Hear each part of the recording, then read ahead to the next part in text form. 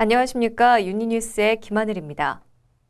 12일과 13일 양일간 열릴 예정이었던 남북 당국회담이 수석대표 급을 문제 삼은 북한 측의 불참 통보로 무산됐습니다.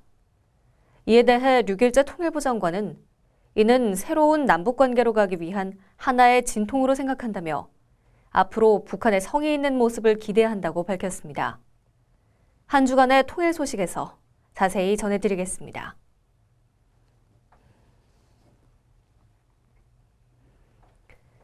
6월 12일부터 1박 2일간 서울에서 개최될 예정이었던 남북 당국회담이 북측의 대표단 파견 보류로 무산됐습니다. 지난 11일 오후 1시 판문점 연락관 접촉을 통해 우리 측은 김남식 통일부 차관을, 북측은 강지영 조국평화통일위원회 서기국 국장을 각각 수석대표로 하는 5명의 대표단 명단을 상호 교환했습니다.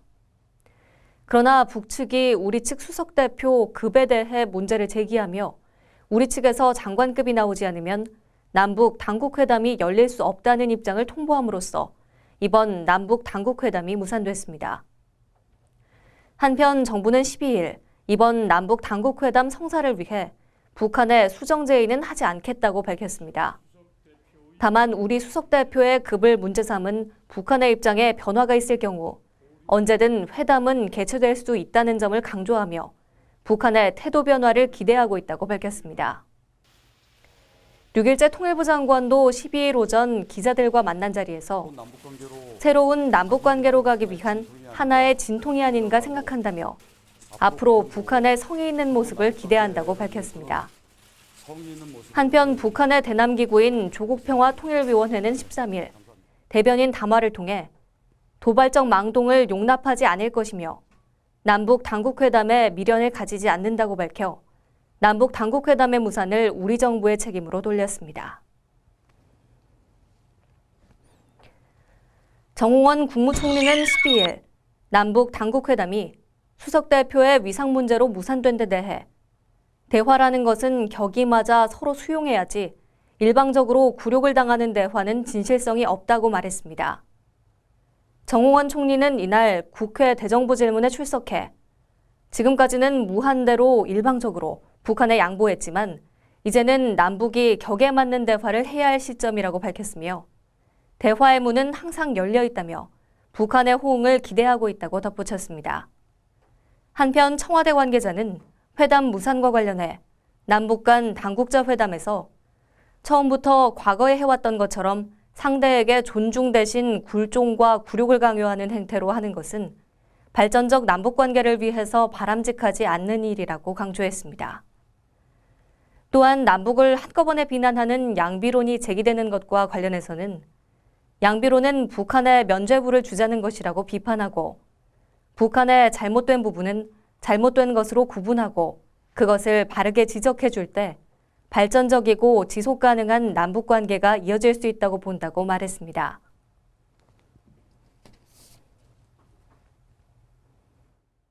버락 오바마 미국 대통령과 시진핑 중국 국가주석은 현재 시간으로 7일에서 8일 미국 캘리포니아주 렌초미라지에서 열린 첫 정상회담에서 한반도 비핵화를 위해 공동 노력하기로 합의했다고 톰 도닐런 백악관 국가안보보좌관이 8일 공개 브리핑을 통해 밝혔습니다.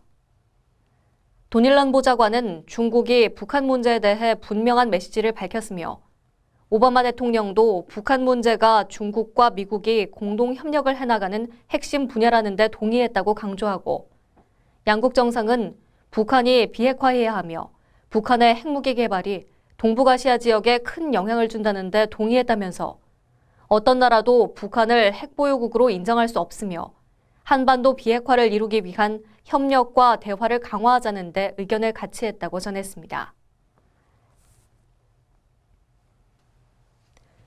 미국 상원이 현지 시간으로 10일 북한에 대한 식량 지원을 법으로 금지하는 조항이 포함된 농업법을 통과시켰습니다. 이 법안은 국외 원조를 위해 조성된 기금을 북한에 식량을 지원하는 데 사용하지 못하도록 규정하고 있습니다. 다만 식량 원조가 미국의 국익에 들어맞는다고 판단되면 대통령이 타당한 사유를 상하원 관련 상임위원회에 보고한 후 법 적용의 예외를 인정받을 수 있도록 했습니다. 이번 농업법 개정안은 버락 오바마 대통령이 서명하면 오는 2018년까지 5년간 북한에 대한 식량 지원 금지가 법제화됩니다. 한편 이에 대해 젠사키 국무부 대변인은 12일 정례 브리핑에서 이는 북한 주민을 겨냥한 것이 아니라고 강조하며 미국은 북한 주민이 필요한 원조와 구호를 받을 수 있기를 바란다고 밝히고 북한 주민에게 적절한 구호의 손길이 미치지 못하는 것은 북한 정권의 책임이라고 지적했습니다.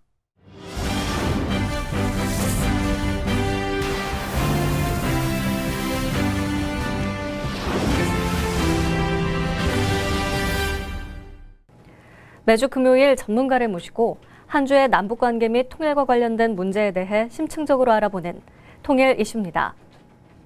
통일부 통일교육원에서는 통일 문제와 관련된 다양한 소재를 주제가 있는 통일강좌 시리즈로 발간해오고 있습니다. 이번 주제는 북한의 계획경제와 시장화 현상입니다. 저자이신 북한대학원대학교 양문수 교수 모시고 함께 이야기 나눠보도록 하겠습니다.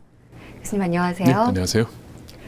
네, 교수님, 이 북한은 사회주의 경제체제이지만 동시에 이 합법적으로 인정되는 시장이 존재하지 않았습니까? 이 북한 경제위기 이전에 존재했던 것과 이후에 등장한 시장, 이 어떤 차이가 있습니까? 네, 북한에서는 경제위기 이전에 농민시장이라는 합법적인 시장이 존재했습니다.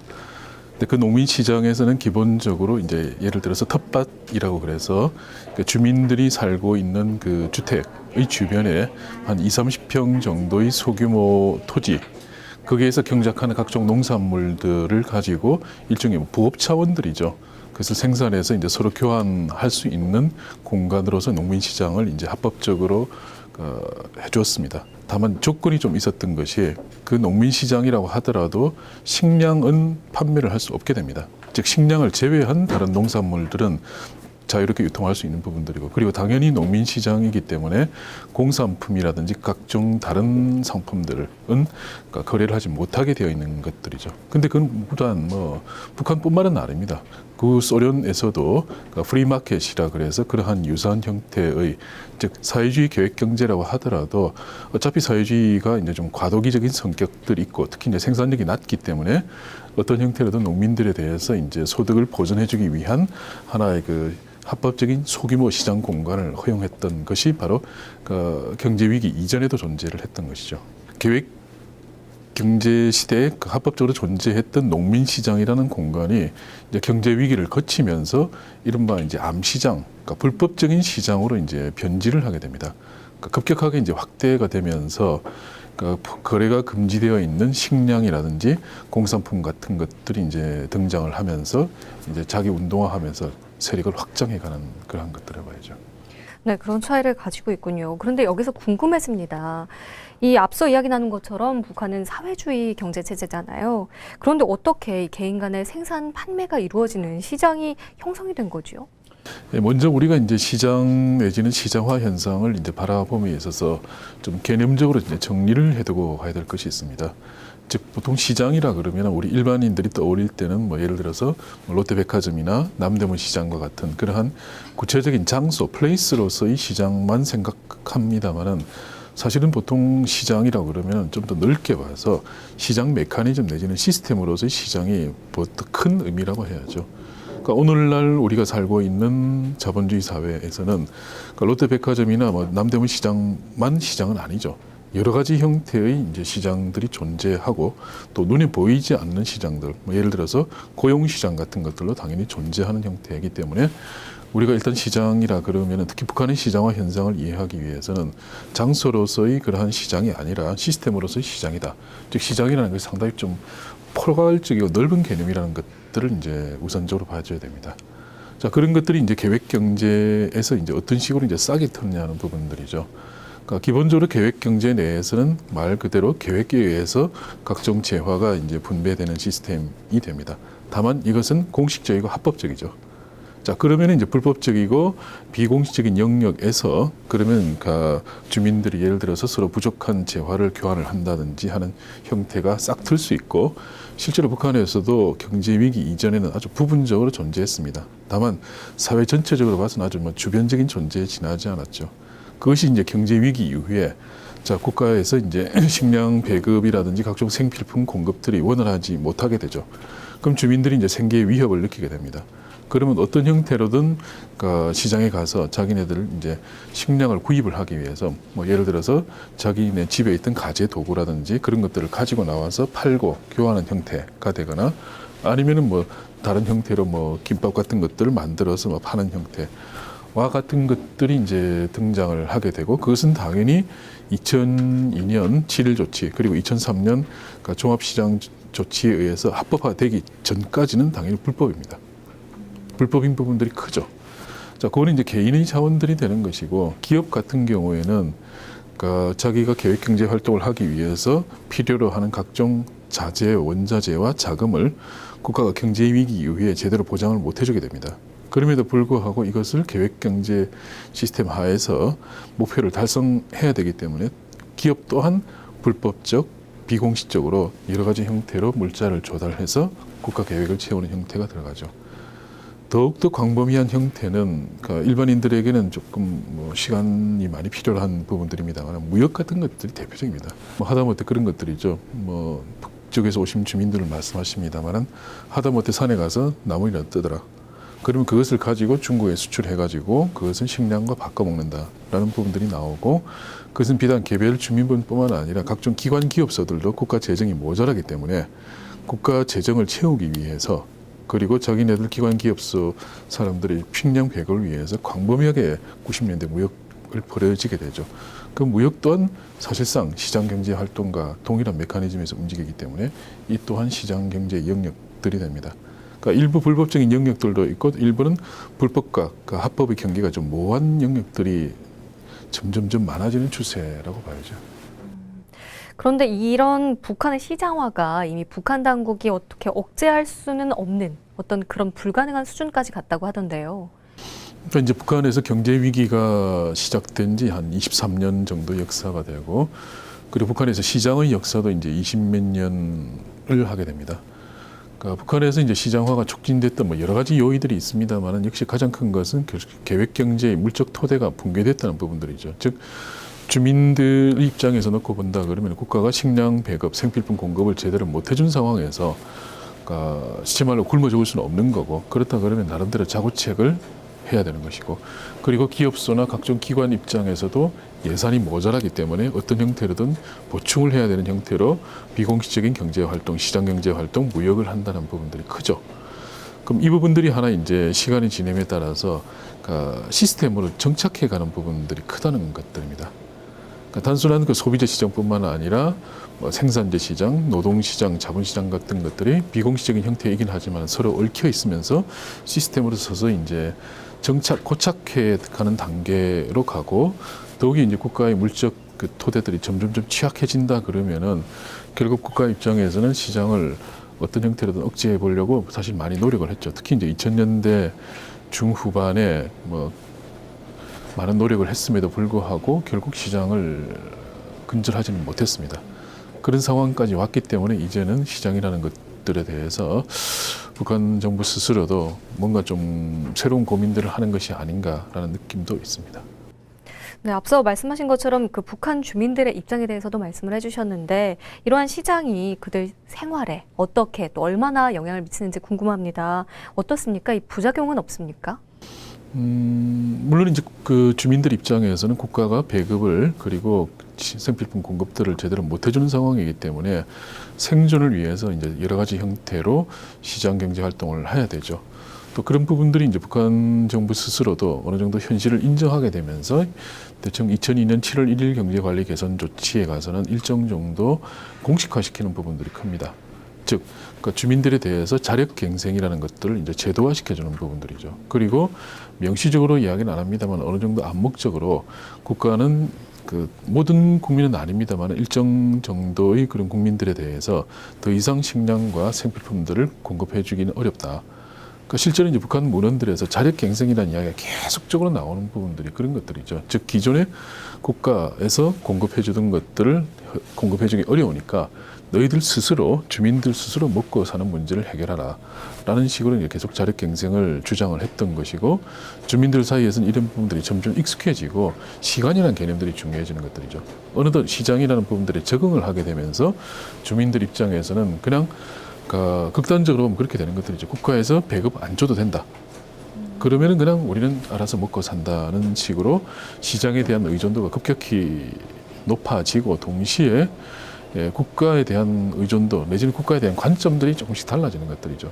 자신의 생계를 과거 같으면은 뭐 어버이 수령, 어머니 당이라고 표현되었습니다만은 자신의 그 생계 문제, 생존의 문제를 어버이 수령, 어머니 당이 해결해주지 못하는 상황이라 그러면은 이제 이게 세상을 어떻게 보겠느냐는 사실 좀 본질적인 고민들을 하게 되죠. 물론 이제 북한 주민들이 오랫동안 뭐 좀 그러한 뭐라고 할까요? 그런 정치 풍토, 문화적인 풍토에서 살았기 때문에 급격한 변화 여부는 이제 두고 봐야 되겠습니다만 어쨌든 주변 세상에 대해서 새롭게 바라볼 개연성은 충분히 생각해 볼 수 있죠. 그런데 이 북한의 사회주의 경제 체제와 시장이 공존할 수 있는 겁니까?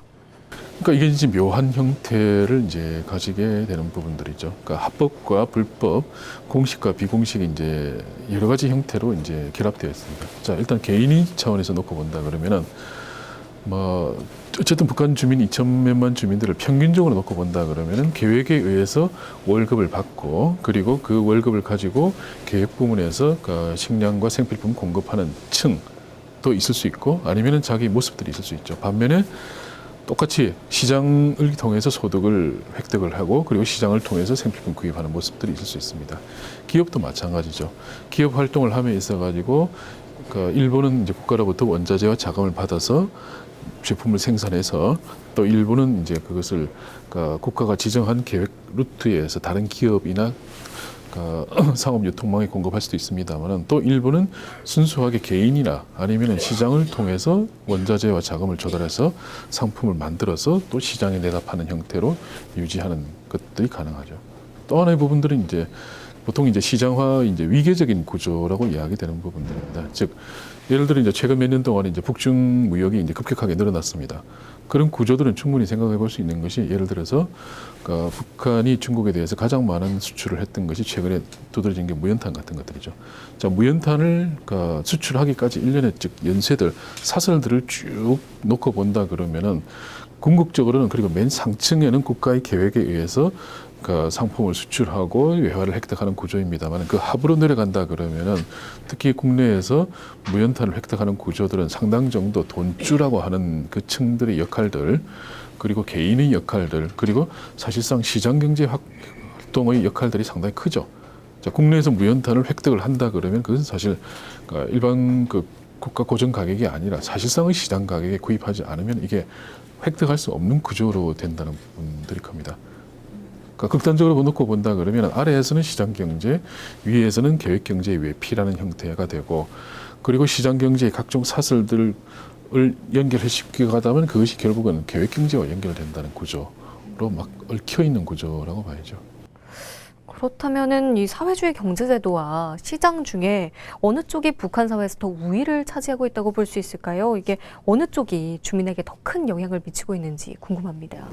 그거는 이제 뭐 여러 가지 차원들에서 볼 수 있습니다만은 일반 주민들 차원에서는 특히 이제 권력층이 아닌 일반 주민들 입장에서는 당연히 시장의 비중이 압도적으로 높죠. 왜? 그러니까 배급이라든지 그 생필품 공급이 거의 없기 때문에 식량을 거의 못 주는 상황들이고 실제로 이제 북에서 내려오신 분들하고 이제 여러 가지 형태의 면담 조사를 하면은 그러니까 특징적인 것 중에 하나가 이분들이 자기 월급을 제대로 기억을 못 합니다. 정확하게 기억을 못 합니다. 그리고 거의 절반 이상의 분은 월급에 대해 관심이 없습니다. 왜? 월급이 워낙 적고 그리고 물가가 오르고요. 그리고 자기의 기본적인 생계는 시장에 의존을 하고 있기 때문에 그런 것들이죠. 그리고 이제 국가기관의 운영에서도 이제 뭐 사실 이제 북한 연구가 힘든 부분들이 이제 실태 조사들이 어렵다는 부분들이고 특히 정성적인 조사는 어느 정도 가능합니다만은 정량적인 조사는 매우 어렵습니다. 그래서 이제 단정적으로 이야기를 하기는 어렵습니다만은 전반적으로 놓고 볼 때 시장과 계획이 원래 이제 가지는 관계들이 보완과 대체의 두 가지 측면들이 있습니다. 근데 초기에는 당연히 그 시장 경제가 계획 경제를 보완해 갔습니다만은 시간이 지나면서 이게 대체의 측면들이 강하지 않느냐. 특히 이제 그 시장 경제의 물적 토대들이 그러니까 계획 경제의 부분에 의존하는 것들이 많습니다. 즉 시장을 돌리기 위한 각종 자원들이 다름 아니라 계획 경제에서 유출되거나 뭐 사실은 이제 그 누출되는 것들, 이제 훔치는 것들로 포함됩니다만 그런 부분들로 되면서 시장 경제가 계획 경제를 그러니까 기능적으로뿐만 아니라 물적으로도 침식해가는 효과들이 상당히 크다는 부분들이 주목되는 현상들이죠. 그래서 전반적으로 놓고 볼 때 뭐 계획 경제와 시장 경제를 어떻게 정의하냐에 따라 다르겠습니다만은 대체적인 그냥 큰 흐름으로 놓고 볼 때는 이제 시장 경제가 계획 경제를 보완하는 단계에서 넘어서서 대체하는 단계로 들어선 것이 아니냐. 그리고 굳이 따진다 그러면 계획 경제보다는 시장 경제가 우위를 점하는 단계로 이제 간 것이 아닌가. 뭐 그런 느낌을 갖게 됩니다. 그래서 이 일부에서는 북한의 시장화가 북한 체제를 근본적으로 변화시킬 원동력이 될 거다 이렇게 보는 시각도 있더라고요. 그 교수님은 북한 시장화와 또 그에 따른 북한 경제 미래 어떻게 보고 계십니까? 그 이제 시장화를 촉진하는 요인과 억제하는 요인 이제 두 가지를 같이 봐야죠. 촉진하는 요인은 그러니까 기본적으로 계획 경제 물적 토대가 무너졌기 때문에 그런 부분들이 크죠. 그리고 또 하나의 부분들이 일반 기층 민중뿐만 아니라 그러니까 권력층들 그리고 심지어는 국가 자체도 시장에 대한 의존도가 상당히 높아졌다는 부분들입니다. 그러니까 단적으로 이제 시장에서 발송되는 각종 잉여들에 대해서 국가는 그러니까 사실상 조세입니다. 물론 이제 북한은 공식적으로 세금이 없는 나라이기 때문에 조세라는 표현을 쓰지 않습니다만 각종 납부금 그러한 사용료와 같은 형태로 국가가 세금을 걷어들이는 것이 특히 북한이 시장을 합법한 이후에 급격하게 늘어나게 됩니다. 거기서 단적으로 나옵니다만은 여러 가지 형태로 그 시장에 대한 의존도가 높아졌다는 부분들이 시장화의 촉진 요인이기도 합니다. 또 하나의 부분들은 물론 억제 요인은 있죠. 시장화의 물적 토대가 취약하다는 부분들. 특히 이제 북한의 시장화는 그러니까 다른 나라의 시장화는 조금 다른 측면들이 있는 것이 기본적으로 생산 활동이 활발해지면서 생산력이 높아지면서 시장을 발달한 형태의 그런 측면들도 있습니다만 기본은 생산의 발달에 기인하는 것이 아니라 유통의 발달에 기인합니다. 즉 중국과의 교역에 의해서 촉진되는 부분들이 상당히 크고 현상적으로 놓고 보면 그렇습니다. 북한에서 시장은 주로 농촌에서 발달된 것이 아니라 도시에서 발달합니다. 근데 이 부분들은 이제 보통 일반의 역사에서 보면 상당히 좀 이례적인 부분들입니다. 대개는 농촌에서 발달하면서 도시와 가까이 있는 농촌에서 시장이 생기면서 이 부분들이 확산이 되는 부분들인데 북한은 오히려 농촌보다는 도시, 즉 구매력이 있는 도시에서 먼저 발달된다는 것들이 특징적이기 때문에 이러한 몇 가지 것들이 북한 시장화의 하나의 억제 요인으로 이제 적용될 수 있는 부분들도 없지는 않겠죠. 그럼에도 불구하고 현재의 추세로 봐서는 결국 시장화의 촉진 요인들이 그러니까 억제 요인들을 좀 더 압도해가는 형태가 됩니다. 근데 미래는 예측하기는 어렵습니다만은 어쨌든 점점점 그 시장이 자기 영역을 확대하고 있는 추세는 분명합니다. 다만 이것이 이제 북한 사회의 동력으로서 이제 작용할 건데 여기에 대해서는 몇 가지 좀 엇갈리는 모습들이 있습니다.